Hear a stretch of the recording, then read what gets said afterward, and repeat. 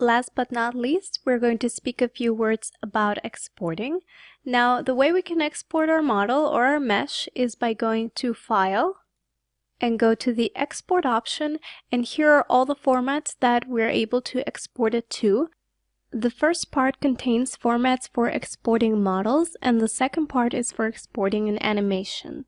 Now let's take a look at the OBJ option, since the rest of the formats have similar settings. And we're going to name it to, let's say, outfit, and press enter. And what opens up is a dialog box where we can check or uncheck certain options. So the first option lets us choose exactly which pattern I would like to export. And here I can also open it so I can see, so these are all of the patterns that I have here. The second option lets me choose if I want the avatar exported along with the outfit or not. So I can either uncheck this or not. And the graphics refer to the textures that we have. So if we have any external patterns or textures or anything like that. Now the next thing is we can export it as a single object or multiple objects. So if I were to choose multiple objects, then I would get a separate mesh for, let's say, the front pattern and the sleeves and for the dress and so on. And with a single object, I will get only one mesh.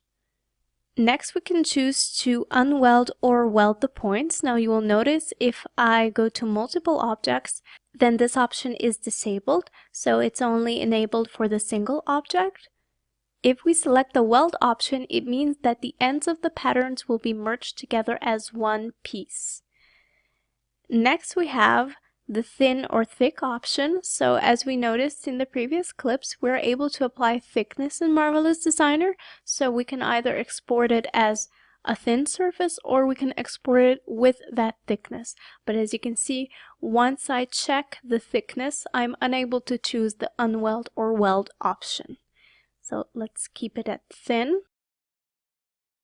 The unified UV coordinates mean all parts of the garment will be on a single texture. So everything will be the same size, direction, and so on. So if you have a pattern or any kind of other texture in MD, you need to leave this unchecked so that you will get the correct tiling, or in other words, the textures will stay in the exact position you put them in MD using the texture move tool and so on. Next, we have the scale option. Since we were working on an avatar that was already in MD, everything is by default, so everything is in millimeters. But if you're importing your own avatars that maybe have a different kind of scale, you need to check here accordingly.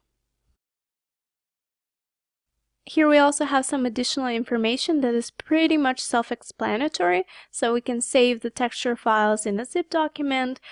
We can also save with metadata, so all the information about the physical properties and the sewing information will be in a meta file. Next, we can also choose the diffuse color combined on texture, so combining the garment's texture with the color in one single image. And this is also an option for Modo. You can exclude the ambient color from the garment's texture. So as I said, all of the other formats have pretty much the same option, and it also varies on what kind of software we will be using after Marvelous Designer. So if we're, for instance, exporting this into ZBrush, then it is necessary to check weld here, because as you can see on the left, I have an image that was imported into the ZBrush environment using the unweld option. And as you can see, it's breaking apart at the seam lines when I started subdividing the mesh. And the right model was exported using the weld option. So as you can see, I get a smooth mesh once I subdivide it there. This brings us to the end of this module. Now if we take a quick look back, we started off with the basics, looking at the interface, how it's divided, and what kind of customization can we apply. You got a feel for the software and where certain tools can be found by practicing on an already uploaded MD dress, and with that you created a solid foundation on which you can easily elevate your knowledge furthermore. Next, we started making our own patterns, in the end generating an outfit ready for further exporting. You have also learned that MD is not only about creating clothes, which was shown on the example of the purse. Lastly, we talked about posing, animating, and exporting our model for further use.